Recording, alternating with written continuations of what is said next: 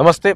రాష్ట్ర వ్యాప్తంగా లగచర్ల ఘటన ఏదైతే సంచలనం సృష్టిస్తుందో, సో ఈ నేపథ్యంలో రేవంత్ రెడ్డి చేస్తున్న కమెంట్స్ కూడా చాలా వరకు సంచలనం సృష్టిస్తున్నాయి.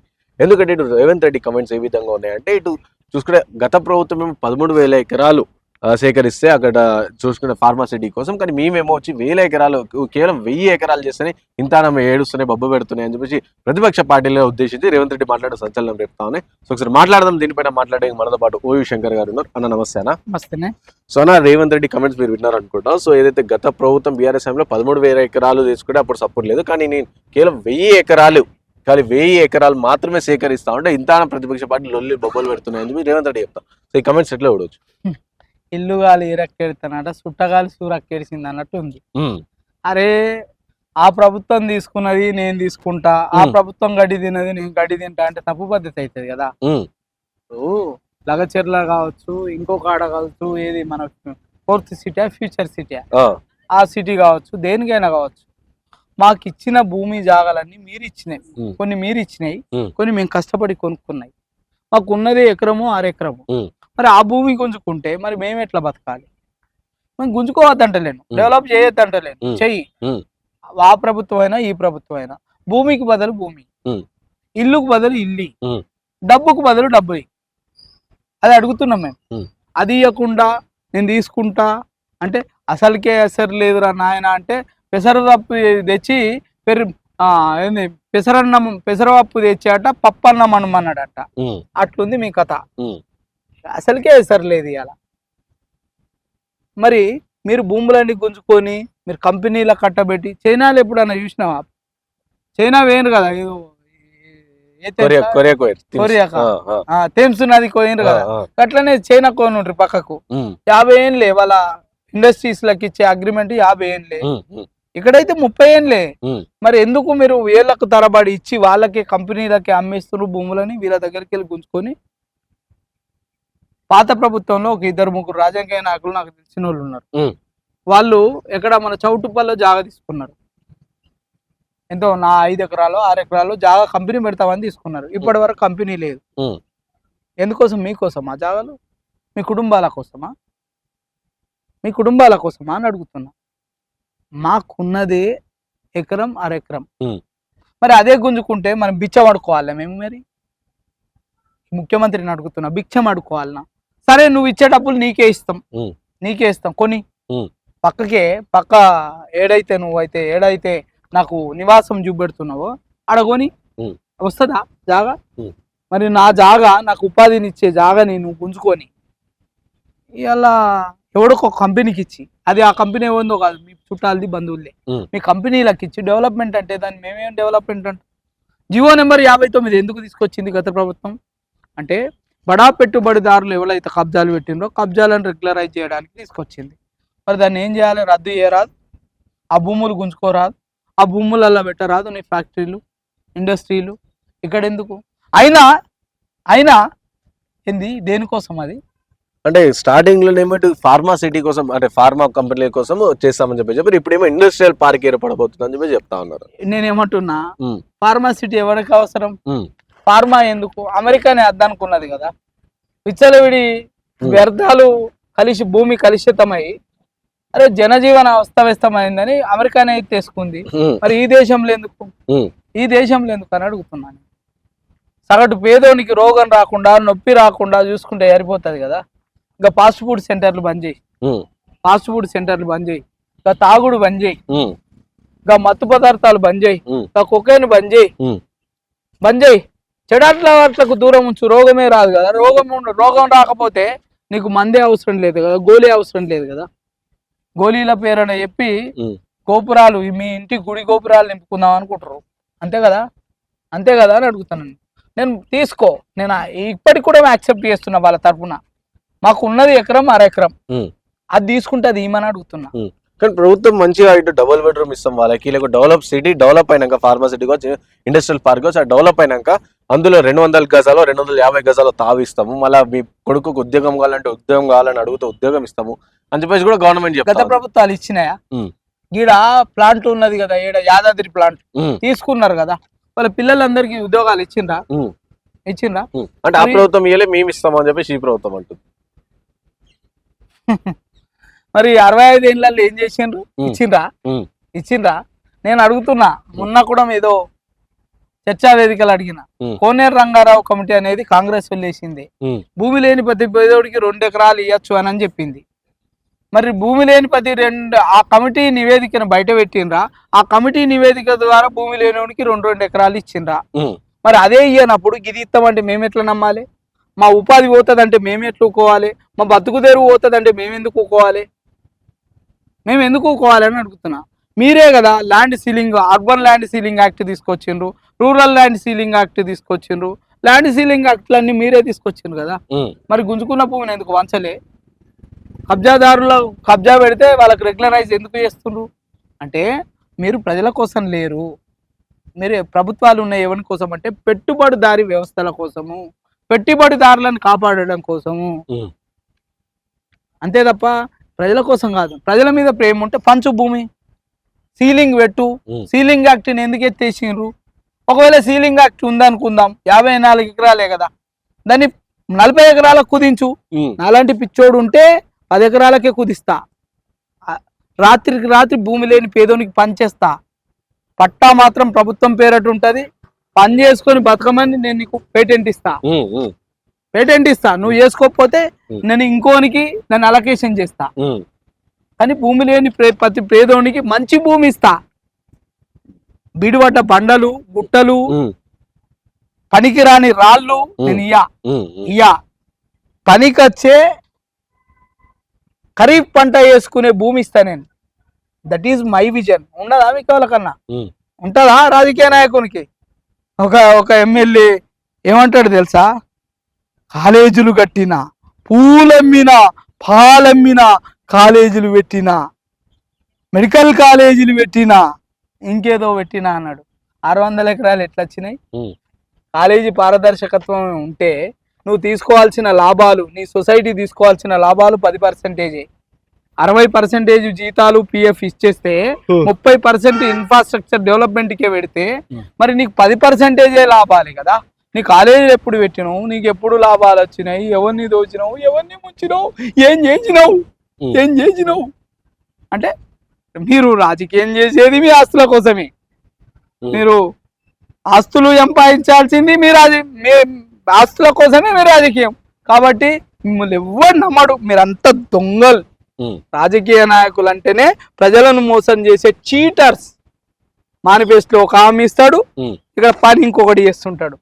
అందుకే చీటర్స్ అంటున్నాను నేను. అంటే విజయోత్సవ సభలు కూడా చేస్తా ఉంది కాంగ్రెస్ పార్టీ. అంటే మేము సంవత్సరం అయిపోయింది, వచ్చిన 6 గ్యారెంటీలు అన్ని హామీ అయిపోయినాయి. సో విజయోత్సవ సభలు కూడా చేస్తా ఉన్నారు కదా. ఎవడు బతికిపోయిందని విజయోత్సవ సవాల్ చేస్తుండ్రు? ఎవరు చేస్తుంది? నేను ఒక ఉద్యమకారుణ్ణి. నా 5 ఏళ్ల జీవితం తెలంగాణ ఉద్యమంలో పెట్టినా. కాంగ్రెస్ పార్టీ వస్తే నీకు పెన్షన్ ఇస్తా, నీకు 250 గజాల జాగిస్తా అని మేనిఫెస్టోలో పెట్టిండ్రు. అప్లికేషన్ పిలిచిండ్రు, కాగితాలన్నీ తీసుకుపోయిర్రు. ఎడవారేసిండ్రు నాయన కాగితాలు, ఎడవారేసిండ్రు. చెత్త కుప్పలు వేసిండ్రా, చెత్త కుండీలు వేసిండ్రా. గామే నెరవేరలేదు. ఉద్యమకారులకు ఒకటి ఏదో కార్పస్ ఫండ్ పెడతా అన్నారు, సంక్షేమ నిధి. కాంగ్రెస్ వాళ్ళకి పెట్టుకున్నారో ఏమో కావచ్చు, కానీ నిధి లేదు, సుది లేదు. కాబట్టి ఇవన్నీ మోసం. 6 పథకాలు అమలైనాయా? ఒక్క ఉచిత ప్రయాణం తప్ప మిగతా ఏమైనా అమలైనాయా? ఇస్తున్నారంట, 200 కరెంట్ ఇస్తున్నారంట, గ్యాస్ 500కి ఇస్తున్నారంట. అంటే చెప్తా ఉన్నారు. అంటే అధికారులు ఎవరు అడిగినా సరే కాంగ్రెస్ పార్టీ నాయకులు కూడా ఇస్తున్నాం, 6 గ్యారెంటీలు అన్నీ అయిపోయినాయి, అందరికి ఇస్తున్నాం అని చెప్పి చెప్తా ఉన్నారు. సో మేబీ మీకే వస్తలేదేమో. 4 రోజుల ముందు, ఏదో ఎలక్షన్ల ముందు 4 రోజుల ముందు ఒక కార్యక్రమం పెట్టిండ్రు రైతులు. సెల్ఫీ కార్యక్రమం పెట్టిండ్రు. అది ఈయన ప్రచారం అయి ఉంటే మీ సెల్ఫులు పోతుండే. రుణమాఫ్ అయిందా? మీ వ్యవసాయ శాఖ మంత్రి ఒక మాట మాట్లాడతాడు, మీ నీటిపారుదల శాఖ మంత్రి ఒక మాట మాట్లాడతాడు, మీ రవాణా శాఖ మంత్రి ఒక మాట మాట్లాడతాడు, ఈ ముఖ్యమంత్రి ఒక మాట మాట్లాడతాడు. వ్యవసాయ శాఖ మంత్రి ఖుద్దు 18 లక్షల మందికి ఇచ్చినాం, 26,000 కోట్లు పెట్టినాం, 22,000 కోట్లు పంచినాం, ఇంకా మిగతా వంచాల్సి ఉంది, ఇంకొక 20 లక్షల మందికి వంచాల్సి ఉందని అన్నాడు. పంచినావా? 100 రోజులు అయిపోయినాయి కదా. టెక్నికల్ ప్రాబ్లమ్స్ ఉన్నాయంట. దేనికి? ఆధార్ కార్డు లేదన్నా, రేషన్ కార్డు లేదన్నా, లేదా పాకిస్తాన్ కార్డు లేదన్నా. అంటే లింక్ లేదని చెప్పి టెక్నికల్ ప్రాబ్లమ్స్ పాకిస్తాన్ కార్డు లేదని మరి గత ప్రభుత్వం ఎట్లా ఇచ్చింది ఆడ లెక్క ఉంటది ఈడ లెక్క ఎందుకు ఉండదు అని అడుగుతున్నా. ఇవన్నీ పనికి మాసిన పథకాలు. ఈ పథకాలన్నీ సపరేట్ ఒక బడ్జెట్ పెట్టాలి దానికి. టిఆర్ఎస్ ప్రభుత్వం ఏదైతే బడ్జెట్ పెట్టిందో దానికి ఒక డబుల్ బడ్జెట్ పెడితే ఈ పథకాలన్నీ అమలైతాయి. అప్పుడే చెప్పినాం మేము. నేనేమో ఓటు వేసేటప్పుడు కూడా చెప్పినా, నేను వాని మీద కోపంతో వీని మార్చుడు కాదు, ఆ పార్టీలో ఉన్నోడు మంచోడా కాదా, నీ పని చేసి పెడతాడా లేడా, పనివంతుడా గుణవంతుడా లేదా చూడమని చెప్పిన. చూడలేదు. ఎవని కర్మ అది? ఎవని కర్మ? విజన్ లేనోని ఎన్నుకుంటే ఏమైతుంది? విచ్చలవిడితనం ఉంటది, విపరీత మాటలు ఉంటాయి, విపరీత చేతలు ఉంటాయి. అది తప్ప ఇంకొకటి ఏముంటుంది చెప్పు? బరాబర్ అడుగుతున్నావు ఇలా ముఖ్యమంత్రి, నువ్వు ప్రజాప్రభుత్వం అయితే ఈ ప్రభుత్వం దగ్గర ల్యాండ్ బ్యాంక్ ఉంది, నీ దగ్గర డాటా లేకపోతే నేను ఇస్తా. ఈ ప్రభుత్వం హెచ్ఎండిఏకి ఇచ్చిన భూములన్నీ అమ్మి గత ప్రభుత్వం పార్టీ పబ్బం గడుపుకున్నది, ప్రభుత్వాన్ని నడిపింది. మరి అమ్మడానికి ఉన్న భూములు పేద రైతుకి ఇవ్వడానికి ఎందుకు లేవు? అమ్మడానికి ఉన్న భూములు భూమి గుంజుకున్న పేదోడికి ఇవ్వడానికి ఎందుకు లేవు అని అడుగుతున్నాను. నేను అడుగుతున్నా, ఇయ్యాల లక్షల ఎకరాలు సిటీ చుట్టుముట్టుంది, రైతులకు ఇద్దాం, వాళ్ళని కాపాడుకుందాం. భూమి తీసుకున్న వాళ్ళకు భూమి ఇద్దాం. ఇలా భూమి ఇద్దాం. భూమికి బదులే భూమి ఇస్తున్నాం మనము, డబ్బుకు బదులు డబ్బు ఇస్తున్నాం, ఇల్లుకు బదులు ఇల్లు ఇస్తున్నాం. ఇద్దాం. ఏమైతుంది? మహా అయితే గీతే ఏమైతుంది? కొంత భూమి పోతుంది, కంపెనీకి పోతుంది కదా మిగతా భూమి. నీ ల్యాండ్ బ్యాంక్ ఎక్కడ పోదు కదా. మరి పోనప్పుడు నీకున్న బాధ ఏంది? జర కాగితం ముక్క మీదనే కదా, కాగితాల మీద పనులే కదా, ఖర్చుతో కూడుకున్న పనులు ప్రజలు అడుగుతలేరు కదా, మేము ఇయ్యమని కూడా అంటలేరు కదా. మా భూమికి బదులు భూమి రే. ఇలా హైదరాబాద్ లో ల్యాండ్ రేట్లు పెరిగినాయి, ఒక్కొక్క ఎకరా 5 నుంచి 10 కోట్లు పోతుంది. నువ్వు ఇచ్చే పైసలకు, నువ్వు అక్విజిషన్ చేసే పైసలకి, నువ్వు ఇచ్చే 13-20 లక్షలకి మాకు ఎక్కడ భూమి రాదు. ఈ భూమి పోతే మేము బతకలేమని పలు బాధలు చెప్తుండ్రు. తప్పేముంది ముఖ్యమంత్రి గారు? తప్పేముంది? ఇద్దాం. నీ ఇంట్లో సొమ్ము కాదు కదా, నువ్వు కొనుకొచ్చిన సొమ్ము కాదు కదా, నువ్వు కష్టపడి చెమటా తీసిన సొమ్ము కాదు కదా. మన తాతల జాగీర్లు కావు ముఖ్యమంత్రి. వాని తాత జాగీరుతో వచ్చిన జాగాని గుంజుకున్నప్పుడు మన తాత జాగీరు కానీ భూమిని ఇవ్వడానికి మనకేమున్నది చెప్పండి? మంత్రులు చెప్పండి. పేద మంత్రులు కూడా ఉన్నారు కదా అందులో.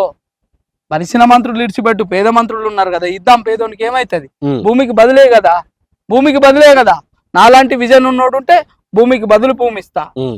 గతంలో 13,000 ఎకరాలు గుంజుకుంటే ఆ ప్రభుత్వానికి విజన్ లేదు. ఇలా గుంజుకున్నప్పుడు ఎవడైతే గుంజుకున్నోడు నష్టపోయిండో ఆ గుంజుకున్నోని భూమిలో చెరువు కట్టి కిందోనికి వాటర్ ఇస్తున్నావో, నేను మొత్తానికి అక్విజిషన్ పెట్టి గుంజుకున్నోంది చెరువు వారేది అన్ని కాలిక్యులేషన్ వేసి ఆ చెరువులో మునిగినోనికి చెరువు కింద భూమి ఇస్తా. ఎక్కువ ఉన్నోని భూమికి డబ్బులు కట్టించి ఎలా మునిగిన రైతుకు న్యాయం చేస్తా.